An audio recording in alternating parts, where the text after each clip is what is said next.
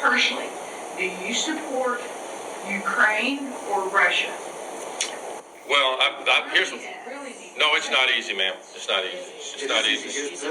You know, the fact that the Trump administration is now blaming Ukraine for everything that's going on over there, calling Zelensky a dictator, claiming they started it, all that stuff. That really shows you how weak the Trump administration is concerning Russia.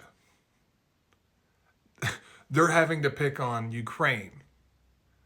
Apparently, I don't know if you remember the time when Donald Trump claimed that he told Vladimir Putin that if he went into Ukraine, he would turn Moscow into glass. Do you think that happened now?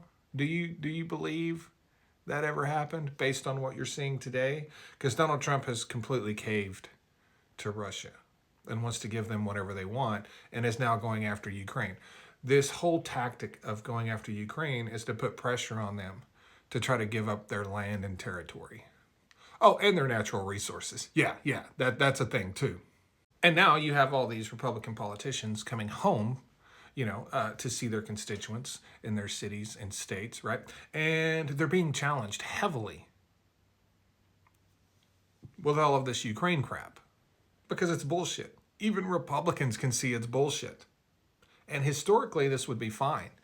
Historically, these Republicans side with anything Donald Trump says, and they come home and their constituents cheer them on because they believe the bullshit too. Something different is happening here. It's like they don't believe it. It's like they don't believe it, right? It's weird. This is the thing they choose not to believe. Anyway, they're being challenged. And these Republican politicians are up there just stuttering because they don't know what to do now. They don't know what to do now. It is literally their constituents that allowed them to forgive and forget regarding Donald Trump the whole time he's been in public office, right? Now it seems their constituents are, at least to some degree, holding their feet to the fire a little bit. And now, that person there, it's not easy.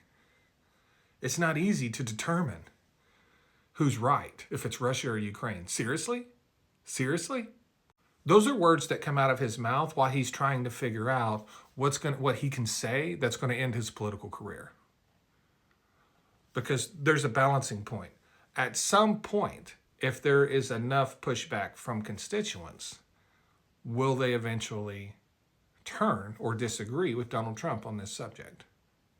You can really tell the seasoned politicians because they know how to do it without making it sound like they're doing it. Yeah. Like instead of saying, when asked if Ukraine attacked Russia, instead of saying that's a lie, they say, well, I respectfully disagree. When what they want to scream is that's a lie.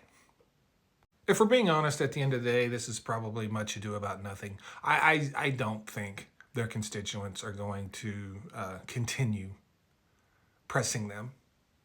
I just don't think they will. But I think it's obvious to everyone that this tactic of putting pressure on Ukraine to try to give up territory to end the war, I think it's pretty obvious it's not going to work. I think it's pretty obvious it's not going to work. Yeah. Thanks.